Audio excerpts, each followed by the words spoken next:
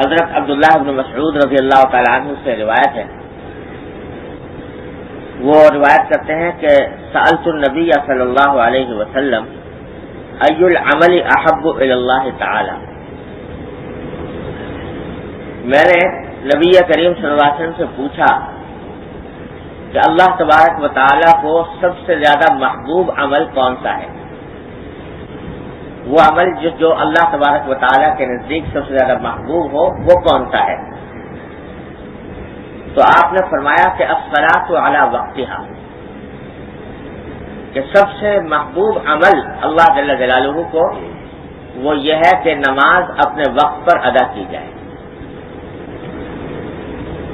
میں نے پوچھا کہ ثم ایون، اس کے بعد نماز کے بعد سب سے زیادہ افضل عمل کون سا ہے؟ تو آپ نے فرمایا کہ بر الوالدین، والدین کے ساتھ حسن سلوک۔ میں نے پوچھا کہ ثم ایون، والدین کے ساتھ حسن سلوک کے بعد تیسرے نمبر پر سب سے زیادہ افضل عمل کون سا ہے؟ تو آپ نے فرمایا کہ الجہاد فی سبیل اللہ، اللہ کے راستے میں جہاد کرنا۔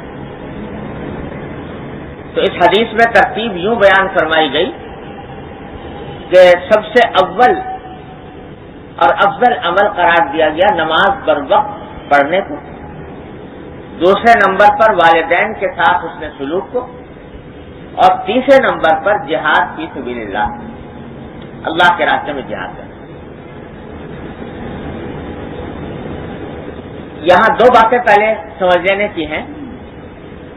ایک تو یہ کہ احادیث کا اگر جائزہ لیا جائے تو نظر آتا ہے کہ صحابہ کرام نے مختلف مواقع پر حضور اقدس صلی اللہ علیہ وسلم سے یہ پوچھا کہ سب سے افضل عمل کون سا ہے، اور اس سے صحابہ کرام کی یہ فکر اور حرص ظاہر ہوتی ہے کہ وہ چاہتے تھے کہ جو عمل اللہ تبارک و تعالیٰ کو سب سے زیادہ محبوب ہو اس کے انجام دینے کی کوشش کی جائے۔ ایک دو صحابی نے نہیں بلکہ صحابہ کرام کی ایک بہت بڑی تعداد نے حضور اقدس صلی اللہ علیہ وسلم سے یہ بات پوچھی، سب سے افضل عمل بتائیے۔ مقصد یہ تھا کہ کوشش کریں کہ وہ سب سے افضل عمل ہماری زندگیوں کے اندر آ جائے۔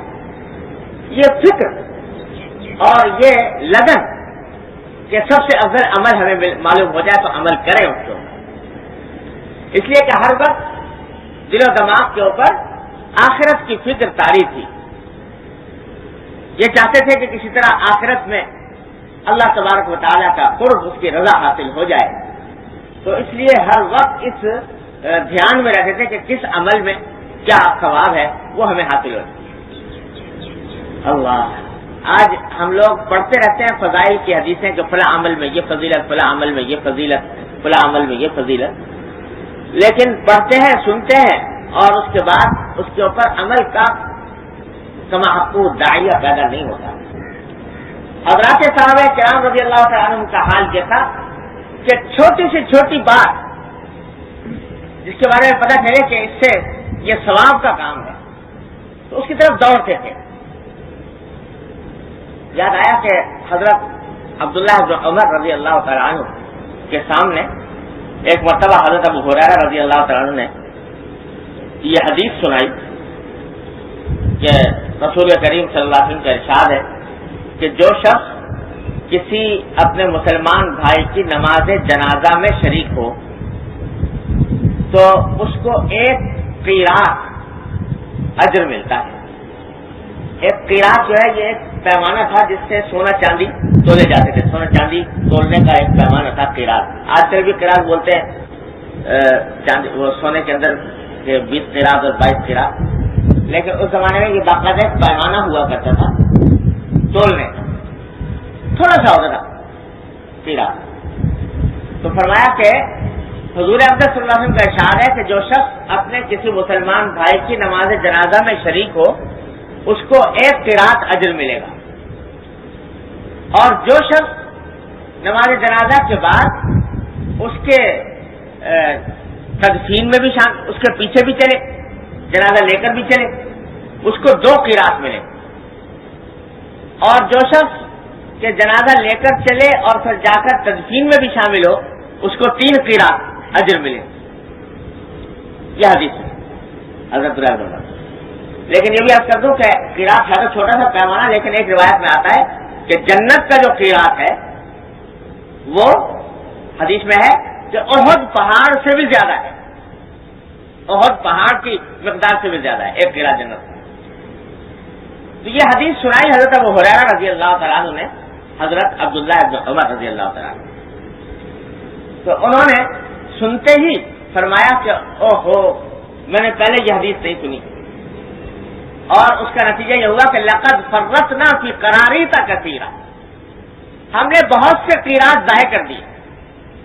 یعنی یہ حدیث مجھے پہلے معلوم نہیں تھی کہ اتنی فضیلت ہے نماز جنازہ پڑھنے کی، نماز جنازے کے پیچھے چلنے کی اور تدفین میں شامل ہونے کی. اگر پہلے معلوم ہوتا تو میں اس کا اہتمام کرتا، اتنا میں نے اہتمام نہیں کیا کہ میرے بہت سے قیراط ضائع ہو. حالانکہ یہ وہ عبداللہ بن عمر ہیں رضی اللہ تعالیٰ عنہ کہ دن رات ان کا مشغلہ نبی کریم صلی اللہ علیہ وسلم کی سنتوں پر عمل اور حضرت صلی اللہ علیہ وسلم کے احکام پر کے مطابق زندگی گزارنا، عبادات کا بے شمار ذخیرہ موجود ہے نام اعمال میں. لیکن ایک نیا عمل معلوم ہوا تو اس میں حسرت ہو رہی کہ کیوں میں نے اب تک اس عمل کو اختیار نہیں کیا تھا. سارے صحابہ کرام کا یہی حال نظر آتا ہے کہ ہر وقت اس فکر میں ہے کہ ذرا سی کوئی نیکی کرنے کا موقع مل جائے جس سے اللہ تبارک و تعالیٰ کے ہاں اجر و ثواب میں اضافہ ہو، اللہ تبارک و تعالیٰ کے ساتھ کی رضا حاصل ہو. اس لیے پوچھتے تھے یا رسول اللہ سب سے افضل عمل کون سا ہے، سب سے افضل عمل کون سا ہے؟ مختلف صحابہ کرام نے پوچھا. تو روایات میں نظر آتا ہے کہ حضرت صلی اللہ علیہ وسلم نے مختلف صحابہ کرام کو مختلف جواب دیے. اب جیسا آپ نے یہاں پر جو سوال کیا گیا اس کے جواب میں یہ فرمایا کہ سب سے محبوب عمل اللہ تبارک و تعالیٰ کو یہ ہے کہ وقت پر نماز پڑھنا. ایک حدیث پہلے گزر چکی ہے کسی کتاب میں کہ ایک صحابی نے پوچھا کہ رسول اللہ سب سے افضل عمل کون سا ہے؟ تو آپ نے فرمایا کہ سب سے افضل عمل یہ ہے کہ تمہاری زبان اللہ کے ذکر سے تر رہے، یعنی ہر وقت تمہاری زبان پر اللہ تبارک و تعالیٰ کا ذکر جاری ہو، چلتے پھرتے اٹھتے بیٹھتے ہر حالت میں تمہاری زبان اللہ کے ذکر سے تر ہو. یہ عمل اللہ تبارک و تعالیٰ سے سب سے زیادہ محبوب ہے، سب سے زیادہ پسند ہے، سب سے افضل عمل یہ. بعض روایتوں میں آتا ہے کہ کسی صحابی نے پوچھا کہ رسول اللہ سب سے افضل عمل کون سا ہے؟ تو آپ نے فرمایا کہ والدین کی اطاعت. یہاں دوسرے نمبر پر بیان کیا گیا لیکن وہاں پہلے نمبر کہ سب سے افضل عمل جو ہے والدین کے ساتھ حسن سلوک ہے.